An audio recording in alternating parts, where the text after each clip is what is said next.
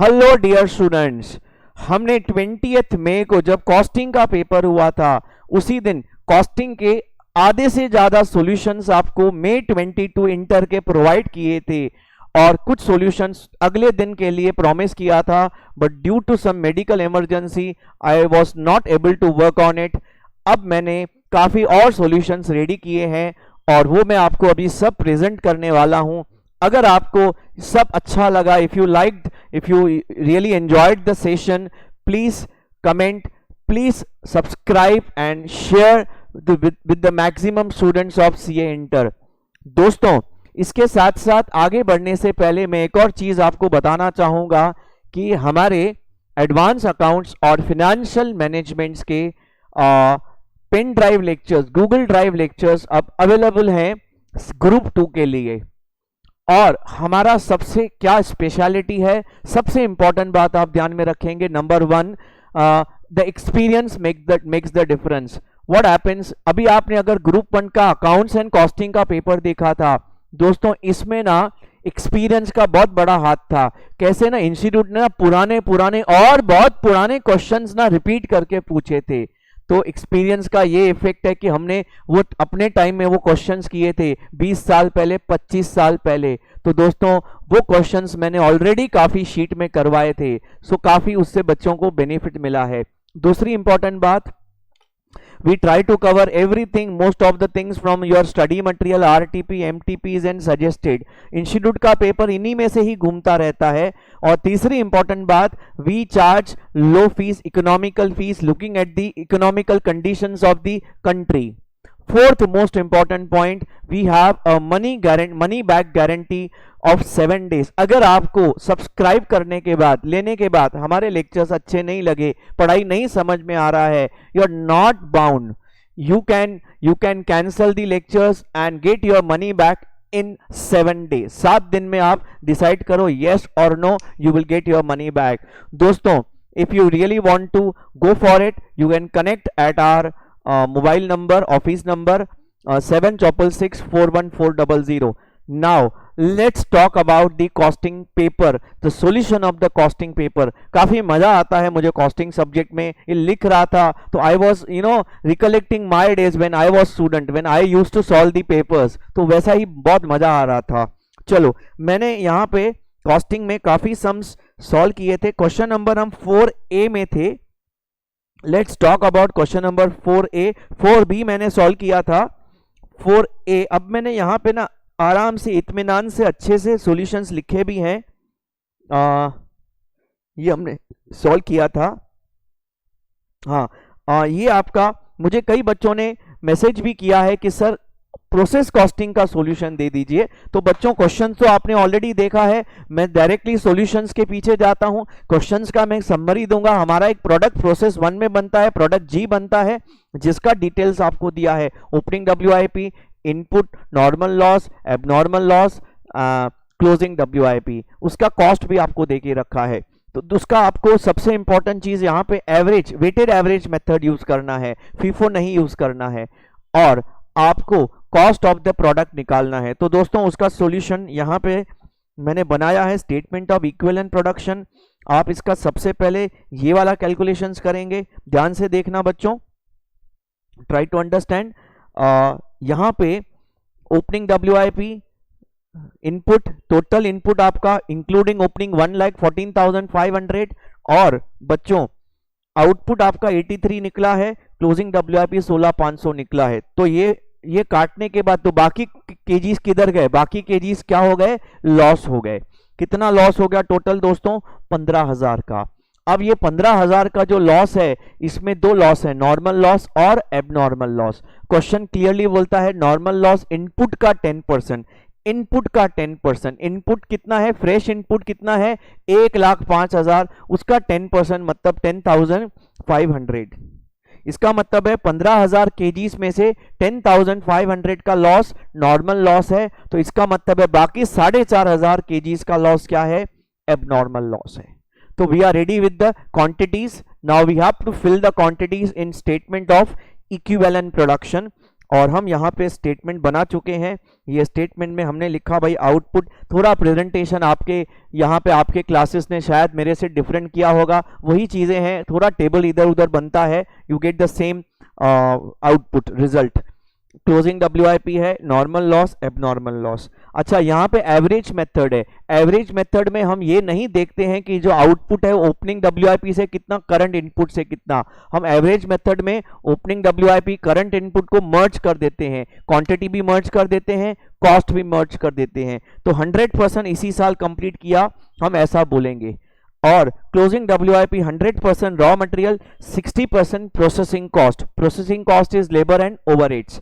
Normal loss is always dash dash dash zero, उसका burden अच्छे units पे डालते हैं। एबनॉर्मल लॉस के बारे में बोला है कि it is fully complete, process cost भी फुली कंप्लीट है, रॉ मटेरियल भी फुली कंप्लीट। तो हमने 100% ले लिया, टोटल कर दिया। अच्छा, ये टोटल आपका इक्विवेलेंट क्वांटिटीज है। फिर हमने क्या किया, कॉस्ट जोड़ दिया। करंट ईयर का कॉस्ट लिया, उसमें ओपनिंग WIP का कॉस्ट जोड़ दिया, अलग अलग कंपोनेंट्स का, टोटल कॉस्ट कर लिया। टोटल कॉस्ट रेडी है। अब दोस्तों इसके बाद क्या करेंगे, ये टोटल कॉस्ट से टोटल क्वांटिटी डिवाइड करेंगे तो आपको इक्विवेलेंट कॉस्ट पर यूनिट मिलेगा। 3.5, 2.75। वेरीफाई करो आपका आंसर क्या आया था। अच्छा, अब आपका हमें इसमें बोला है कि आप आउटपुट को वैल्यू करके दिखाओ, WIP एबनॉर्मल लॉस को वैल्यू करके दिखाओ। तो आपका 3.5 रॉ मटेरियल, 2.75 प्रोसेसिंग कॉस्ट, दोनों जोड़ के इंटू 60,000 kg। सर आउटपुट तो 83,000 आया, लेकिन बच्चों इसमें पूछा है कि जो आउटपुट प्रोसेस 2 में गया, अगले प्रोसेस में गया, उसकी कॉस्ट बताओ।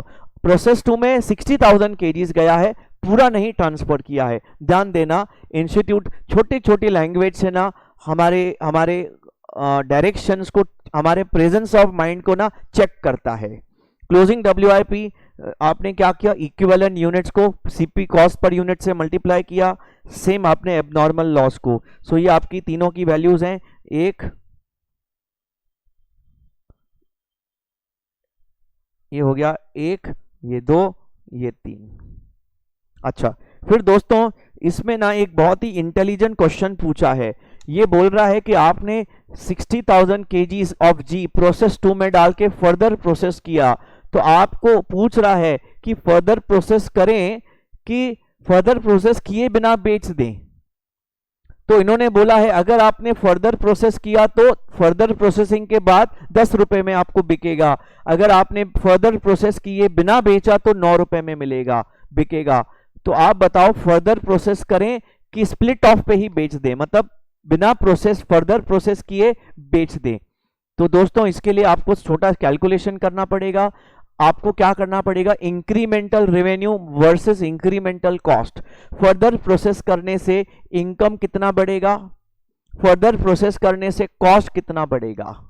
अगर increase in income is more than increase in cost तो फर्दर प्रोसेस करेंगे, increase in income is less than increase in cost, further process नहीं करेंगे।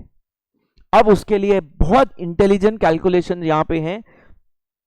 देखो, अगर आपने फर्दर प्रोसेस किया तो आप 60,000 kgs नहीं बेचेंगे, 72,000 kgs बेचेंगे। सर ये कहां पे दिया हुआ है, वहां पे लिखा है जब प्रोसेस 1 से प्रोसेस 2 में 1 किलोग्राम जाता है तो दूसरा मटेरियल ऐड होने की वजह से 1.2 किलोग्राम का आउटपुट निकलता है।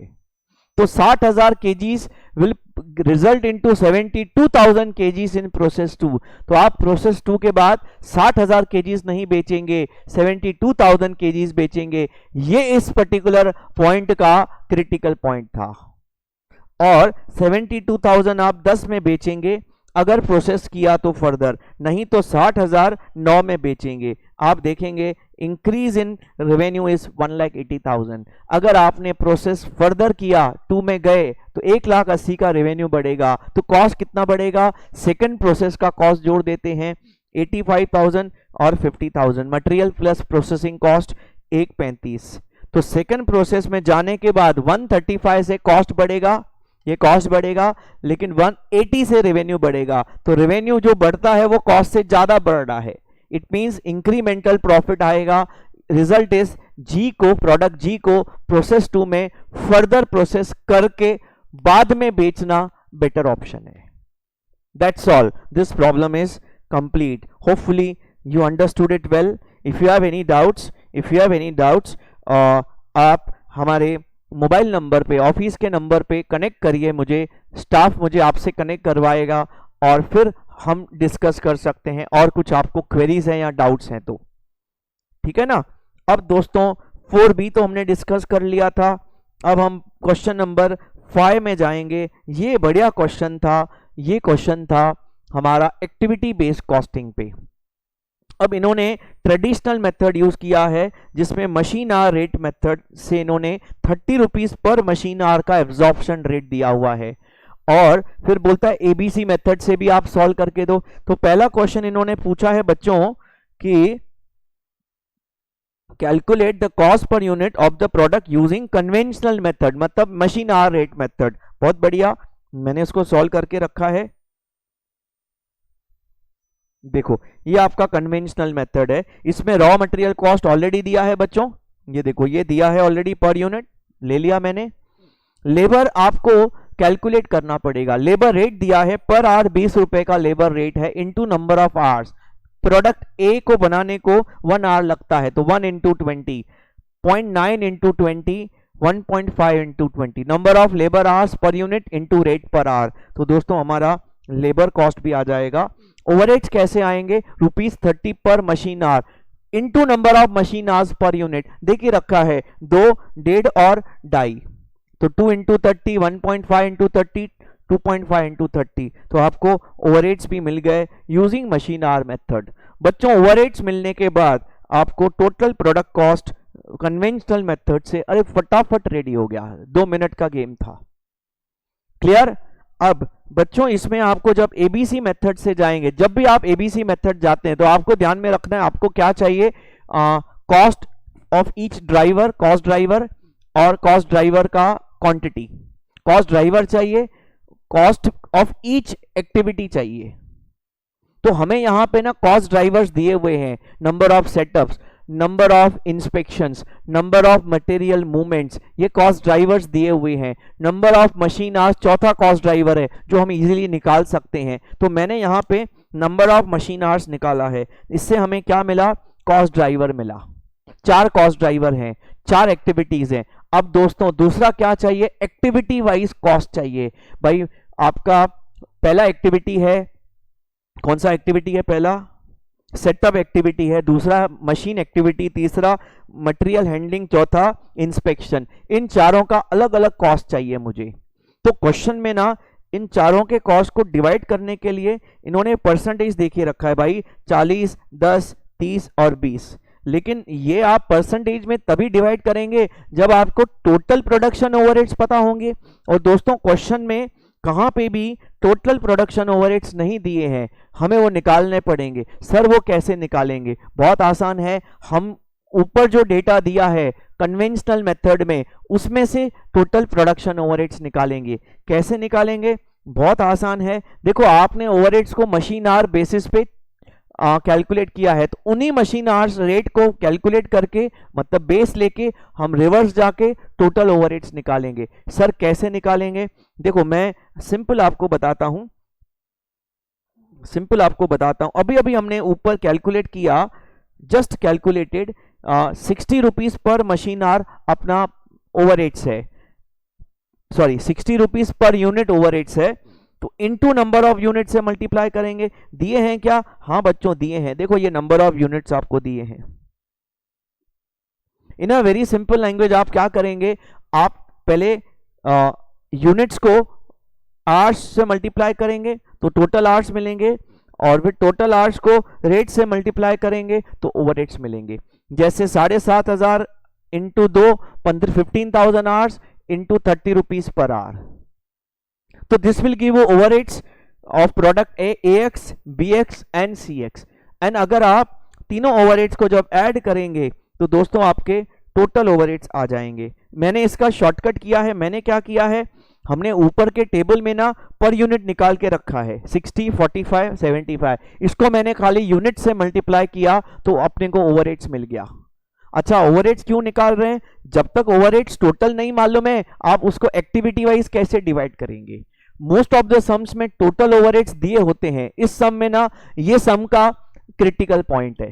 देखो हर सम में क्रिटिकल पॉइंट हो सकता है, मोस्ट ऑफ द सम्स में होता है, ये सम का क्रिटिकल पॉइंट है। भाई टोटल ओवरहेड्स नहीं दिए हैं, टोटल ओवरहेड्स अगर आपने निकाल लिए, इसके आगे सम में क्या दम है? कोई दम नहीं बच्चों, बिल्कुल आसान सिंपल सा प्रॉब्लम है।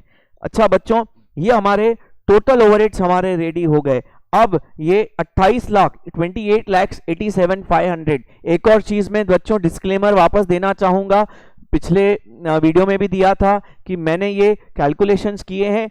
there may be some calculation errors, there won't be any conceptual errors, conceptual error नहीं होगा, calculation errors हो सकते हैं। I have taken care, I have taken utmost care कि वो भी नहीं हो। still you understand कि अगर calculation mistakes हैं तो आप adjust कर लेना, बाकी concepts में आपको एकदम मजबूती से बता दूंगा बच्चों।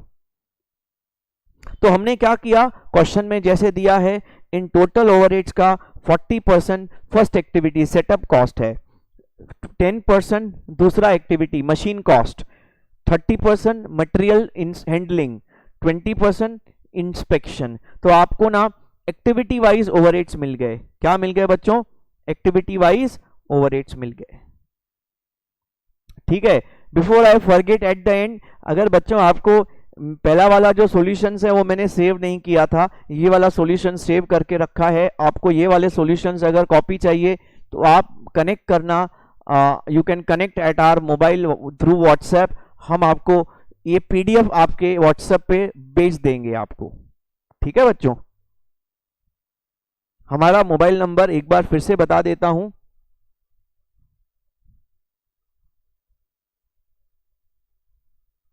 चलो ये हमारा मोबाइल नंबर है 7466414000। आप देखेंगे नीचे स्क्रॉल भी हो रहा है, वहां पे भी मोबाइल नंबर दिया हुआ है। अच्छा, ये आपके पास ना कॉस्ट आ गई, तो ये कॉस्ट आपकी, इसको आप क्या करेंगे, कॉस्ट को कॉस्ट ड्राइवर से डिवाइड करेंगे तो कॉस्ट ड्राइवर रेट निकाल लेंगे।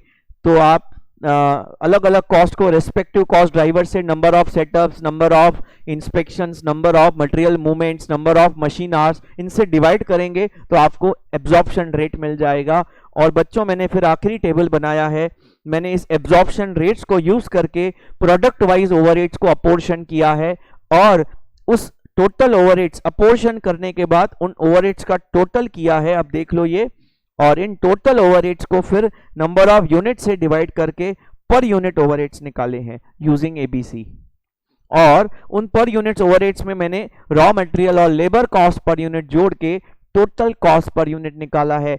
कन्वेंशनल कॉस्टिंग और एबीसी कॉस्टिंग में बेसिक डिफरेंस क्या होगा, कॉस्ट कैलकुलेशंस में overheads per unit will be different.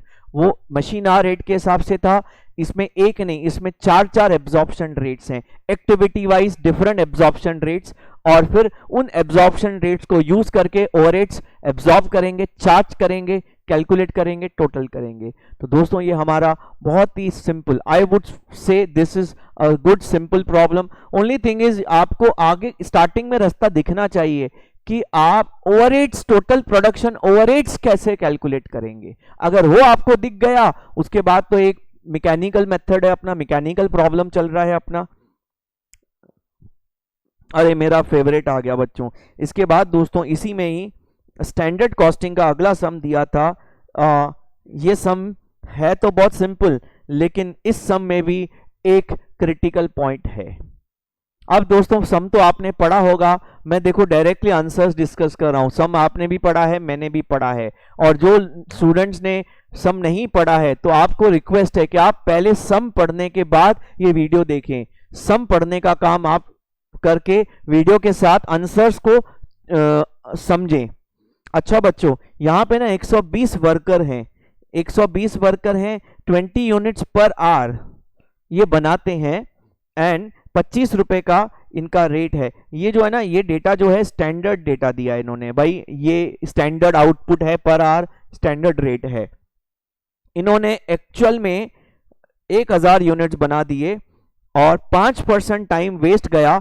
एक वीक में 48 आवर्स सब वर्कर ने काम किया, 120 वर्कर ने 48 आवर्स काम किया। 5% लाइट वाइट बंद हो गया, मशीन खराब हो गया, रॉ मटेरियल अवेलेबल नहीं था, लॉस ऑफ टाइम हो गया। और 1000 यूनिट्स बनाया 25.7 is the actual wage rate.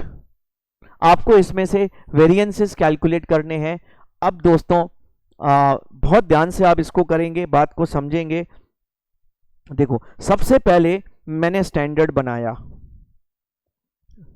Actual तो कॉपी पेस्ट करना होता है, आप ध्यान से देखना स्टैंडर्ड मैंने कैसे बनाया।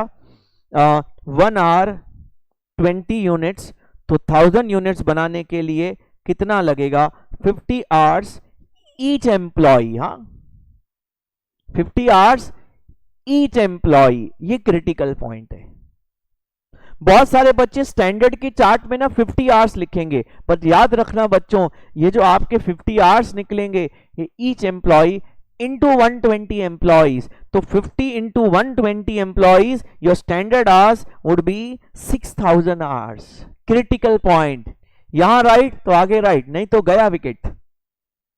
25 का रेट है, 1.5 लाख रुपया कॉस्ट है। एक्चुअल में कैसे कैलकुलेट करेंगे? 120 एम्प्लॉइज ने, हर एम्प्लॉय ने 48 आवर्स वीक में काम किया है। हर एम्प्लॉय ने कितने आवर्स वीक में काम किया है? 48 आवर्स। एक मिनट दोस्तों,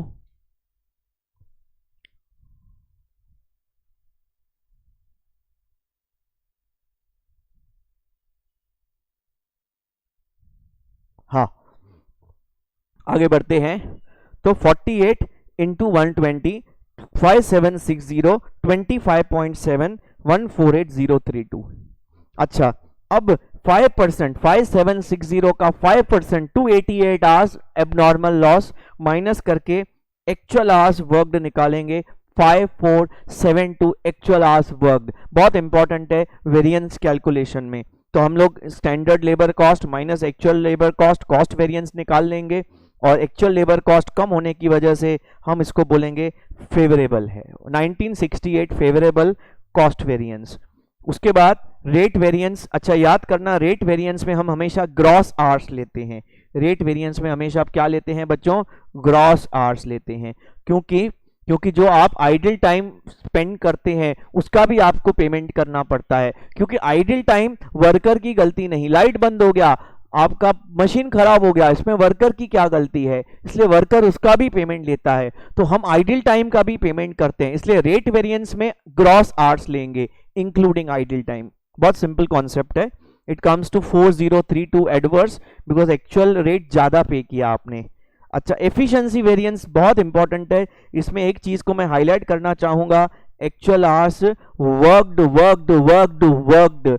यहां पे आप जब standard hours versus actual hours लेंगे तो एक्चुअल आवर्स वर्कड लेंगे, जितना लेबर ने काम किया है, लेबर की एफिशिएंसी देख रहे हैं, तो आइडल टाइम उस पर काउंट नहीं करेंगे। आइडल टाइम लेबर की गलती नहीं होती है, आइडल टाइम मैनेजमेंट की गलती होती है। लेबर की गलती क्या है भाई? कितना टाइम दिया था और कितने टाइम में काम खत्म किया। एक्चुअल आवर्स वर्कड मतलब actual hours paid minus idle time actual hours worked. बच्चों वहां से आपका आप देखेंगे कम आवर्स लेके बहुत अच्छा एफिशिएंसी दिखा के 13,200 का बेनिफिट किया है, और idle time 288 hours standard rate के हिसाब से मल्टीप्लाई करेंगे 7,200। आप वेरिफिकेशन कर सकते हैं, आप आइडल टाइम एफिशिएंसी और रेट को ऐड करेंगे, कॉस्ट वेरिएंस के साथ मैच हो जाएगा। प्लीज चेक कर सकते हैं आप। ये हमारा था स्टैंडर्ड कॉस्टिंग का एक बढ़िया सा प्यारा सा सिंपल प्रॉब्लम। क्रिटिकल पॉइंट क्या था? क्रिटिकल पॉइंट ये था कि सर 6000 स्टैंडर्ड आवर्स। बच्चे बोलेंगे सर, एक बच्चे ने बोला सर फिर हमें पेपर में ऐसी क्रिटिकल पॉइंट्स का कैसे पता चले? बच्चों मैं आपको फ्रैंकली बताता हूं, जब मैं प्रॉब्लम सॉल्व कर रहा था ना, तो कुछ सेकंड्स के लिए मैंने भी नंबर ऑफ एम्प्लॉय से मल्टीप्लाई नहीं किया था। फिर मैंने जब स्टैंडर्ड आवर्स 50 देखा और एक्चुअल आवर्स मैंने 5700 देखा, तो मेरे को वहीं पे पता चला कि मैं कुछ गलती कर रहा हूं। फिर मैंने देखा अरे ऊपर 120 एम्प्लॉइज दिए हैं, तो ये जो 50 आवर्स आ रहे हैं ना, ये फॉर ईच एम्प्लॉय है, इनटू 120 एम्प्लॉय से मल्टीप्लाई करना पड़ेगा। फिर उससे 6000 आया। अब मुझे लगा हाँ यार अब ठीक जा रहा हूं मैं, अब मैं ठीक जा रहा हूं। बिकॉज आप मल्टीप्लाई नहीं करते हैं 120 एम्प्लॉय से, तो आपको ना उधर डाउट आना चाहिए यार, क्योंकि आप 50 आवर्स लेंगे और वो उधर 5700 आवर्स। Is it comparable? इतना ह्यूज डिफरेंस होता है क्या? 50 का 6000 नहीं होता है भाई। इसलिए आपको ना, आप अगर थोड़ा अलर्ट रहेंगे पेपर में, आपको पेपर में आपकी गलतियां ऑन द स्पॉट मिल जाएंगी, आप उसी समय उसको ठीक करके आगे बढ़ेंगे बच्चों। अच्छा, ये हमारा हो गया स्टैंडर्ड कॉस्टिंग। इसके बाद बच्चों आपने देखा अगला जो क्वेश्चन इन्होंने पूछा है, अरे वाह, जॉइंट प्रोडक्ट के ऊपर पूछा है। 3 प्रोडक्ट्स हैं, X Y Z joint products हैं, जिनका जॉइंट कॉस्ट 10,000 रुपीज है। अब इनको दिया है भाई कितना आउटपुट है भाई, 100 लीटर, 70 लीटर, 80 लीटर, ये आउटपुट है फ्रॉम दी जॉइंट प्रोसेस। उसका further process cost, process further process भी कर सकते हैं, एक्स वाई जेड को फर्दर प्रोसेस करने के बाद हर प्रोडक्ट पर लीटर 50, 80 और 60 में बिकेगा। लेकिन अगर आप बना फर्दर प्रोसेस किए बेचेंगे तो 25, 70, 45 में बेचेंगे। इन्होंने एक पर्टिकुलर पॉलिसी अडॉप्ट किया है, जॉइंट कॉस्ट को जॉइंट प्रोडक्ट्स में डिवाइड करने का बेस लिया है आउटपुट। आउटपुट मतलब 100:70:80। तो आपको पहले पूछा है, जो ये लोग मेथड फॉलो करते हैं वो मेथड यूज करके आप स्टेटमेंट ऑफ प्रॉफिट बना के दो। बहुत सिंपल है, बहुत आसान सा सम है। मैं तो इस सम को ना सुपर बोनस सम बोलूंगा, और इसमें कोई क्रिटिकल पॉइंट भी नहीं है बच्चों, इसमें रियली कोई क्रिटिकल पॉइंट नहीं है, इसमें आप बिल्कुल मिस्टेक नहीं करने चाहिए। मैंने इसका भी सॉल्यूशन पूरा सिस्टमेटिकली बना के रखा है। चलो आगे बढ़ता हूं बच्चों। सेल्स वैल्यू हमारा, आप अगर इसको आफ्टर फर्दर प्रोसेसिंग बेचेंगे तो कितने में बेचेंगे, 100 लीटर 50 के हिसाब से 5,000, 70 लीटर 80 के हिसाब से, और 80 लीटर 60 के हिसाब से। अगर आप इसको फर्दर प्रोसेस करके बेचेंगे तो आपको जॉइंट कॉस्ट भी लगेगा, फर्दर प्रोसेसिंग कॉस्ट भी लगेगा। तो दोनों कॉस्ट को जोड़ के टोटल कॉस्ट निकालेंगे, सेल्स में से टोटल कॉस्ट माइनस करेंगे तो प्रॉफिट आ जाएगा। बहुत सिंपल है। देखो, फर्दर प्रोसेसिंग कॉस्ट तो आपको दिया हुआ है, लेकिन जॉइंट कॉस्ट तो एक ही कॉस्ट होता है। अब जॉइंट कॉस्ट को तीनों में कैसे डिवाइड करेंगे, इनका जो स्ट्रेटेजी इन्होंने अडॉप्ट किया है वो है आउटपुट बेसिस पे। आउटपुट मतलब 100:70:80। तो मैंने दोस्तों 100:70:80 में इसको डिवाइड करके रखा है, ये आपके सामने है। और आप जब टोटल कॉस्ट निकालेंगे, 4 2 6, ये 4 और ये 4। अब आप दोस्तों कंपेयर करेंगे, मतलब आपने कितने में बेचा वर्सेस कितने में बनाया, मतलब selling price and cost price का डिफरेंस निकालेंगे, इन दोनों का डिफरेंस निकालेंगे। तो आपको भाई 5 में आपने बेचा, 6 का खर्चा है, तो ये तो आपका लॉस में जा रहा है, ये आपका प्रॉफिट में जा रहा है, ये आपका प्रॉफिट में जा रहा है।